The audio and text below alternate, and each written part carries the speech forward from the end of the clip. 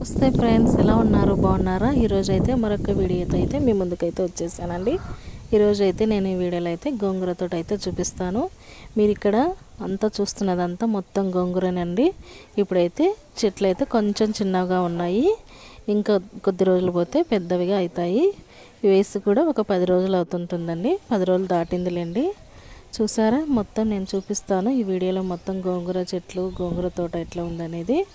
ఈ తోట అయితే చెరువు కట్ట పక్కనే ఉంటుందండి. నేను ఈ వీడియో తీసే టయానికైతే గాలి బీభత్సంగా వీస్తుందండి. నేను ఇక్కడ చూపిస్తున్న చెట్టు పేరు అయితే బొడ్డువాయల కూర అంటారు.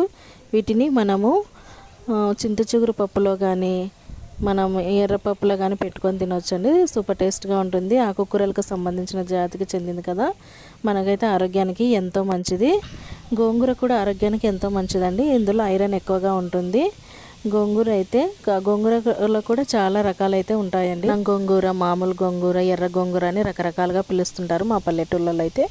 ఇంకా ఆంధ్ర తెలంగాణ వంటకాలలో అయితే చాలా ఎక్కువగా ఈ గోంగూరను అయితే ఉపయోగిస్తుంటారు. గోంగూర మటన్ అని, గోంగూర చికెన్ అని, ఇంకా రొయ్యల కూరలో కూడా గోంగూరను అయితే ఎక్కువగా ఉపయోగిస్తారు. నేను ఇక్కడ చూపిస్తున్నటువంటి పచ్చిమిరపకాయల చెట్టు అయితే ప్రస్తుతానికైతే ఇప్పుడు గోంగూర తోట ఉంది, కానీ ఒకప్పుడు అయితే ఇక్కడ మొత్తము పచ్చిమిర్చి తోట పెట్టినారండి.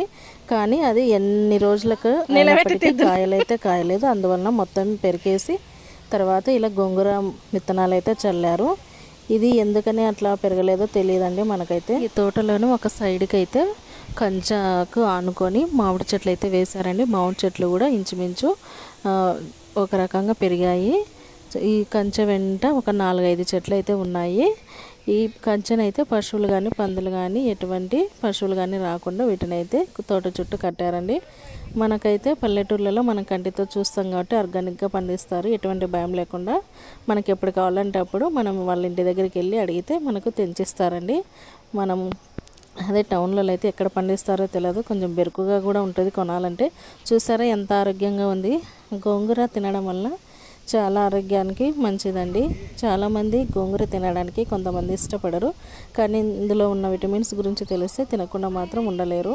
ఎండాకాలం కావడంతో ఈ తోటకైతే ఎంత నీళ్ళు పెట్టినప్పటికీ ఒక్కొక్కసారి అయితే అక్కడక్కడ మీరు గమనించినట్లయితే ఆకులు ఎండినట్లు కనిపిస్తాయి, కానీ దాదాపు అయితే తోట చాలా పచ్చగానే ఉందండి. నేను అంతా తిరిగి కలియ చూశాను, చాలా బాగుంది. చూసారా, బొడ్డువాయల కూరనే కదా అక్క అని అడుగుతున్నాను మా అక్కనైతే.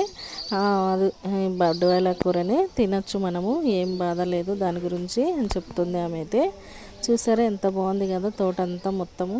చూసారా, ఇక్కడైతే బావి అయితే కనిపిస్తుంది కదా, ఆ బావి పక్కనే చిన్న గడ్డివామ అయితే వేస్తున్నారు. మనకు ఈ బావిలో నుంచే మోటార్ కనెక్షన్ ఇచ్చి వాటర్ సప్లై అయితే ఈ తోటకైతే ఇస్తున్నారు.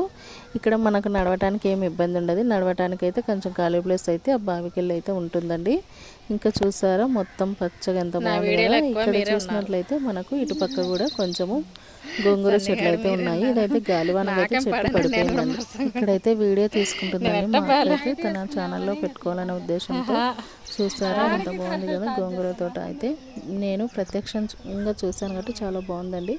చూసారా ఇక్కడ మిరప చెట్లు, వీటికైతే ఎటువంటి కాయలు లేవు, పెరికి వేయలేదు. ఇంకా పెరికి వేస్తారేమో మనకు వర్షాకాలం స్టార్ట్ అయిన తర్వాత.